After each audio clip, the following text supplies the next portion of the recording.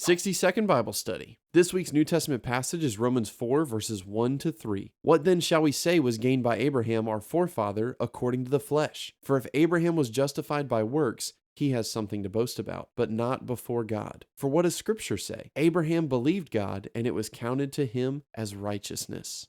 You see, Paul is fighting the argument that you have to be a good person to be saved by God. And he highlights one of the most notable people in all of Scripture, Abraham, who God makes his first major covenant with that follows through all of Israel's history. So here Paul is pointing to the Old Testament, the Jewish Scripture, as evidence that you don't need to be a good person to be saved, but it's simply believing in God and his work that credits you a godly righteousness. He emphasizes this point later in Romans chapter 4 by noting that Abraham was credited this righteousness before even being circumcised. This passage is a great reminder that God never changes.